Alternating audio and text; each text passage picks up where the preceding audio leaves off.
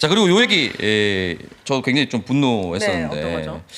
이낙연이 문재인 전 대통령을 이제 만나러 갔습니다. 네. 이현주 최고위원 같은 경우는 굉장히 분노를 쏟아냈었고 저도 굉장히 좀 분노하는데 저는 개인적으로 이제 이 사진 한 번만 다시 한번 띄워주시겠어요?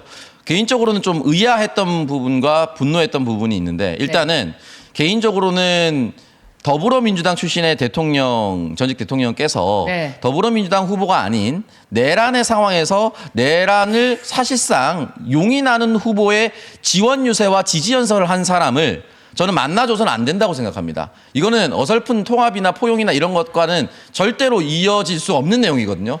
근데 만약에 비공개로 만났다고 한다면 우리가 알 수 있는 방법은 없습니다. 그렇죠. 알 수 있는 방법은 없는데 이낙연이 비공개 회동이라는 걸 해놓고 그걸 깨고 사진을 공개했다라고 이제 평산 측에서는 유감을 표명했는데 제가 사진을 다시 보여달라고 했던 이유가 뭐냐면 이 사진은 남몰래 찍기는 어려운 구도입니다. 아, 그렇죠. 그러니까 누군가가 옆에서 삼각대를 세워놓고 찍었거나 아니면 사람이 찍어주지 않고는 이 각도에서 나오지 않아요. 네. 그러니까 누군가가 사진을 찍고 있다는 것을 인지할 수밖에 없는 상황입니다. 또 한 가지 네. 도저히 믿기지 않는 게 동영상 있잖아요. 손을 드잖아요.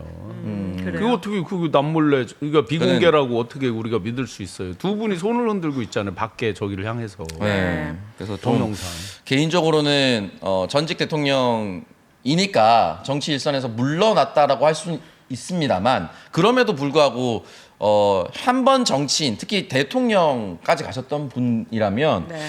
사람들이 이걸 어떻게 생각할지도 고민하실 수 있다고 생각해요. 당연하죠. 그런 건 보통 이제 정무의 영역이잖아요. 그러니까 물론 가장 괘씸한 건 이낙연이지만 그쵸. 만나주지는 않으셨으면 어땠을까 그런 생각. 왜냐하면 제가 왜 이렇게 말씀드리냐면 대통령께서 비공개로 만나시는 분들 많아요. 저 알고 있습니다.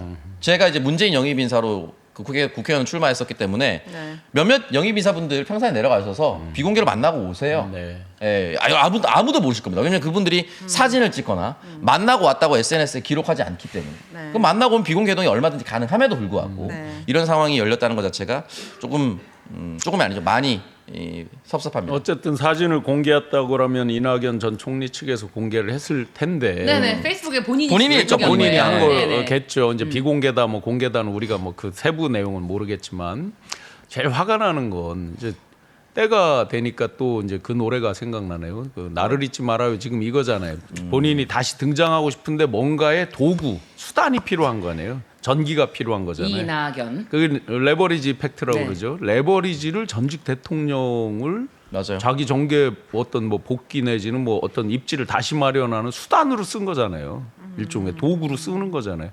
제일 화가 날 사람은 문 대통령일 거고 도구로 본인이 원하지 않았는데 뭐 쓰여졌는지 그건 알 수 없지만 어떻게 그 발상을 그러니까요. 자기가 모셨던 자기가 총리로 모셨던 대통령을 레버리지의 어떤 그런 과정 수단으로 그렇게 전 하느냐. 제가 하고 싶은 말들이 문장들이 다 사석에서만 할 수 있는 문장의 단어 안 됩니다. 안 됩니다. 한마디도 할 수가 없습니다. 아, 진짜 너무 답답하네. 사실 이제 국무총리 매치 1전 이제 1승 무패거든요. 아, 진짜. 사진 찍히는 거 알았으면은 사진 이거는 언론에 공개하거나 어디 공개하고 이러면 안 된다 이런 얘기를 할 수 있는 사람이 아무도 없다는 게 저는 너무 황당합니다. 네. 그러니까 만나러 오는데 만나러 온다고 연락했을 때 문 닫아라, 문 걸어 잠궈라 이렇게까지는 안 하는 사람이라는 것도 우리가 누구나 알잖아요. 네. 그렇다면은 사진 찍히는 거 뻔히 알고 있으면 공개하는 거 아니야라고 조바심 내기 전에 그 정도는 얘기를 할 수 있는 거 아닙니까? 참모들 있잖아요. 아직 네. 아무도 없는 거 아니잖아요. 그럼 그 참모들은 뭐 합니까? 저는 정말 한심하다. 그러니까 전 대통령 사람 만나지 말라고 우리가 이 얘기하는 거 아니잖아요. 네, 참모들 뭐 합니까? 더 재밌는 건 진짜. 지금 저 사진이 공개됨과 동시에 전국에서 곡소리 나는 의문의 일패를 당한 사람들이 수백 명이 있는 거예요. 낙파 있어, 낙파. 그렇죠. 이제 한때 그 지지했던 사람들이 이재명 대통령 선거 때 그래도 주요 보직을 받고 막 또 정계 복귀 뭐 컴백 막 했잖아요. 그러면서 내년도 이제 큰 장이 펼쳐지니까 지금 신발끈 막 동여 매는 그런 순간들이거든요. 그러고 있는데 딱 저 사진이 나오니까 잘 됐네요. 완전히 의문의 일패 뭐 잘 됐어요. 사실 같이 되게 가세요. 국민의 정서에 맞는 거는 이런 기사가 맞았을 것 같아요. 문재인 대통령, 이낙연이 만남을 제안했지만 이미 우리는 너무 다른 길을 가고 있기 때문에 만나면 적절치 않다고 전해. 약간 이렇게 하는 게 제 국민 정서에는 오히려 맞았을 것 같은데 저렇게 한박 웃음을 짓고 있는 샷이 공개되었을 때는 정말 많은 생각이 들면서 사석에서만 할 수 있다. 또 정말 진짜 이거 아니잖아요. 예, 네. 정말 화가 나는 거는 지금이 평시가 아니잖아요. 우리는 네. 여전히 어떻게 보면 내란이 진행 중이라고 할 정도로 끝나지 않았기 때문에. 예, 네. 그 진실 규명, 진상 규명에 대통령이나 정부에서는 정말 인수위도 없이 온 과정에서 민생, 경제 또 미국 대미 통상 엄청난 전쟁을 매일매일 치르고 있는 상황이잖아요. 네. 저 써놓은 내용이 뭐예요? 한가롭게 뭐 막걸리 얘기하고 뭐 이런 거. 지금 그렇게 한가로운 때가 아니잖아요. 뭐 힘을 보태주는 걸 기대하지도 않지만 저런 식으로 이제 일종의 국민들에게 염장 질르듯이 하는 것. 도저히 한때 뭐 1인지야 만인지상이라고 불리는 거 아니에요. 총리라는 네. 자리가.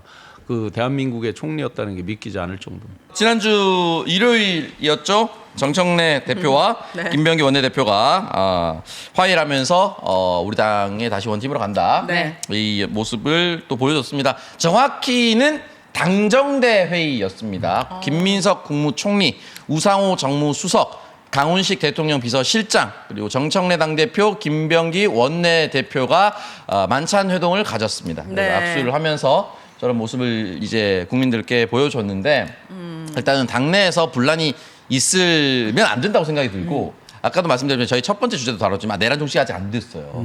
우리 당내에서의 어떤 분란이나 잡음이 좀 없었으면 좋겠습니다. 근데 있더라도 이렇게 빨리 봉합하는 게 좋은 것 같아요. 그렇죠. 그게 또 힘이죠. 입장에서는 사실 민주당이란 거대한 여당이 어떻게 분란 없이 움직여요. 여기가 공산당도 아니고 여러 가지 의견들이 있을 수 있지만 문제가 생겼을 때 얼마나 빠르게 그리고 국민들이 봤을 때 납득될 수 있게끔 문제를 해결하느냐. 근데 이번엔 되게 훈훈하더라고요. 김민석 총리께서 네. 이제 이게 하셔가지고 악수하니까 이렇게 둘이 해야지 더 해 보이지 막 정청래 의원님이 그러셨나? 그러니까 그런 모습들이 그냥 국민들 하지만 멀리서 강훈식 비서실장 목소리를 들었죠. 왜 악수도 어색해하게. 그러니까 그런 모습들이 다 되게 찐으로 잘 네. 풀려가고 있구나라고 생각했습니다. 지금 네. 말씀대로 의원이 170여 분이 되는 그 거대 정당이잖아요. 어떻게 이견이 없을 수 없고 사실은 긴밀하게 협의하다가도 왜 그 공개된 거 중에 보면 급하게 문자로 오고 뭐 하면서 의미가 말로 맨날 만나서 할 수 있는 게 아니잖아요. 상의하는 것도 막 급하게 회의장 들어가 있고 밖에 이제 문자나 SNS로 이렇게 협의하는 경우도 있잖아요. 그러니까 커뮤니케이션상의 미스도 당연히 있을 수 있습니다. 우인혜 씨 말씀처럼 중요한 건 복원력이죠. 맞아요. 복원력이 빨리 돌아오려면 가치, 철학적 베이스 이런 것들이 서로 혼연일체돼 있는 평상시에 그런 공감대가 있어야 되는 거죠. 맞습니다. 지금 국민의힘 보시면 딱 답 나오잖아요. 개파가 없는 정당은 없습니다. 당연히 그 커온 배경도 다 다르고 직군도 다르고 다 다른 사람들이 모여 있는 게 정당이잖아요. 지금 복원력 있습니까 국민의힘? 뭐 없죠. 누구 파 지금 막 거의 뭐 못 죽여서 난리 수준으로. 극우 오잖아요. 복원력만 있어요. 네, 그 복원력이네요.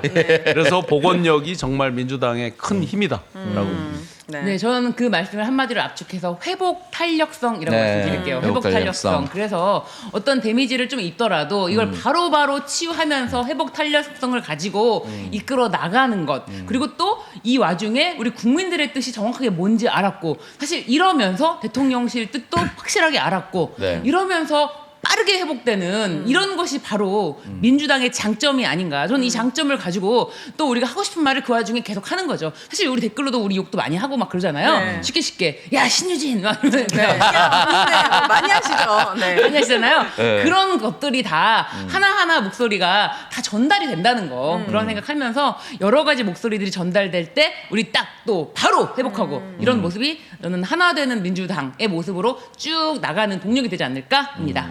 네, 어쨌든 지난주에 어쨌든 이 특검법 합의로 굉장히 분노하셨던 지지자분들과 국민들이 계셨을 텐데 다시 이제 원점으로 다시 돌아왔으니까 네. 오해 없으셨으면 좋겠다라는 말씀을 좀 드리고 네. 싶습니다. 자, 그리고 김보협 전 수석 대변인 조국혁신당이죠. 이게 가해자로 지목이 됐었고 그래요? 추미애 의원도 이거는 김보협 사태라고 규정해야 한다라고 이야기를 남겼습니다. 근데 이제 가해자인데 본인 페이스북에 이제 글을 썼어요. 성추행과 성희롱이 없었다. 썼다. 이건 일방적인 주장이다. 네. 근데 저희가 방송을 준비하는 요걸 아이템을 준비하는 오늘 네. 검찰 송치됐다는 송치가 게 되었습니다. 아이고야. 네, 내용이 나왔죠. 네, 검찰 송치가 되었다고 보도가 되었는데요. 네. 제가 솔직히 김보엽 씨 사건에 대해서는 저도 이제 언론 보도라든지 이렇게만 보고서 말씀을 드릴 수가 없지만 제가 이제 했더니라고 해도 좀 그런. 제가 알고 있는 사건을 하나 말씀드릴게요. 네. 제가 알고 있는 사건 중에 이건 전혀 관계 없는 사건인데. 요것과 별개인. 예. 완전 별개인 사건입니다. 완전 별개인 사건인데 이게 상습적인 어떤 이 성희롱 성추행 하시는 분이 있었어요. 그런데 그 A라고 할게요. 그 A 씨가 상습적으로 하다 보니까 본인이 했던 사건에 대해서 잘 기억을 못해요. 근데 당한 사람은 정확하게 기억하는 거예요. 아. 예를 들면 굉장히 이제 이 사람은 정말 너무 얼마나 상습적이었는지 한 건으로 이미 고소를 당한 상태에서도 이제 노래방을 갔는데 노래방에 가서 10대 그러니까 친구 딸이 인사를 드린다고 이렇게 인사를 드린다고 왔는데 짧은 치마를 입고 있었거든요. 그런데 자기도 모르게 이게 몸이 반응한 거야. 10대 짧은 치마를 입고 온 저기 학생이 들어오면서 인사를 한다고 하니까 자기도 모르게 고개가 이렇게 쑥 내려가. 이게 도라이잖아. 도라이잖아요, 도라이. 도라이잖아, 도라이. 도라이잖아요, 그냥. 이거. 그 친구도 있는 자리에서 그 엄마는 없었어요. 다른 하여튼 그 친구는 친구 엄마였는데 그래도 고개가 그렇게 쑥 내려갈 정도로 근데 본인은 기억을 못합니다. 그리고 그것도 이제 다른 사건이었는데 노래방에서 이렇게 쓱 놀다가 나오면서 여자 엉덩이 쓱 만져. 근데 본인은 몰라. 움켜져. 근데 이제 아니라고 끝까지 아니라고 하는데 윤창중 씨 얘기 아니죠? 몰라. 움켜쥐는 뭐야 이거는? 병원 가야 되는 거 아니에요? 네. 근데 이제 그게요 너무 황당한 게 쓱 움켜졌잖아요. 근데 한편으로는 정말 그게 다행이었는데 그 움켜졌는데 여자가 깜짝 놀라면서 움찔하는 모습이 CCTV에 찍혔어요. 근데 여자가 쓱 이렇게 만진 게 아니라 이렇게 움켜지니까 움찔하면서 찍혔거든요. 근데 이렇게 움찔하면서 그런 행동이 나오는 거는 갑작스러운 어떤 접촉이 없고서는 그런 움찔하는 모습이 찍힐 수 그쵸. 없다. 예. 이렇게 됐는데 끝까지 이자가 부인했거든요. 네. 부인을 계속 하다 보니까 반성의 기미가 없다. 전혀 없죠. 징역 같습니다. 징역. 원래 1심에서 징역 8개월이었거든요. 네. 근데 항소했어 억울하다고. 어떻게 이게 난 초범이고 아무런 범죄 전력이 없는 깨끗한 사람이야. 네. 그런데 징역 10개월로 올려치기가 된 사건. 그러면 요거를 사례를 들어준 이유는 가해자가 저런 식으로 아무것도 없었다라고 얘기했을 경우에 결과는 정해져 있다라는 말씀을 해주신 것이다. 이 김보엽 씨 사건에 대해서 모르니까 제가 이제 아는 사건으로 좀 설명을 쉽게 했어요. 피해자가 정확하게 얼굴을 드러내놓고 얘기한다는 것은 쉽지 않은 결정이거든요. 네. 근데 그랬는데 이렇게까지 한다는 것은 이거 조국혁신당에는 굉장히 큰 악재입니다. 네. 그래서 조국혁신당에서 문제를 해결하는데 좀 난항이었겠네요. 왜냐하면 가해자 입장에서 이렇게 뻔뻔하게 처음부터 너무 잘못됐다 숙이고 했으면 되게 문제가 순조롭게 갔을 텐데 이 가해자 자체가 전면 부인하니까 네, 네. 피해자 입장에서는 더 분통 터지고 그렇죠. 아니 힘들었을 이게 것 같아요. 지금 그 본인이 송치될 줄 알고 올린 건가요? 타이밍이? 왜냐면 하루 엊그제 했는데 저도 사실은 남이 쓴 긴 글 잘 안 읽게 되잖아요. 네. 그냥 대충 스킵 네. 하는데 떡 보니까 심각한 게 페이북에 이렇게 올라오더라고요. 그래서 보다 보니까 1번부터 10번까지를 써놨는데 다 이제 아니 10몇 번까지 했어요. 10몇 번까지 했는데 네. 타이밍도 11번. 안 맞고 그 내용 중에 보면 네. 2차 가해가 뭐 난무하고 있죠. 그 내용 중에 그래요? 못 보면 봤는데. 사실은 이제 같이 방송하고 그러니까 강미정 대변인 알잖아요. 네. 그래서 제가 뭐를 여쭤볼 수가 없잖아요. 네. 왜냐하면 잘못 여쭤보면 이게 그럼요. 그 아픈 상처를 저기 조심스럽죠. 유일하게 한마디 한 게 죄송합니다. 이게 그냥 뭐라고 할 수가 없는 거예요. 제가 들은 정보로는 오늘 송치되는 거를 어제 글 쓸 때까지는 몰랐다라는 정보를 어디선가 들은 본인은 몰랐다. 예, 그런 거를 제가 어제 누군가로 거기에 그 대목 중에 제일 화가 나는 대목이 있던 게 뭐냐면 노래방으로 강미정 대변인 유도했다 뭐 이런 내용이 있더라고. 8번인가 몇 번에 있어요. 유도했다. 그러니까 본인이 노래방을 앞장서서. 먼저 가자고 했다는 식으로. 아니 근데 그러면 물론 노래방을 가서 이 문제가 불거진 게 아닙니다. 그렇죠. 노래방 가서 노래방 부르고 나서 아무 문제가 없는 거예요. 그렇죠. 이 사건의 본질을 이상하게 얘기를 하면 그러니까 안 되죠. 본질하고 아무 관계가 없잖아요. 네. 그러니까 왜 우리 흔히 이제 이 나쁜 사람들이 얘기할 때 당할 만하니까 당했지. 너 왜 짧은 그게 치마 가장 입었어? 나쁜 예를 들면 그런 시각이죠. 식의 최악이죠. 이 완벽한 가해죠 이게. 네.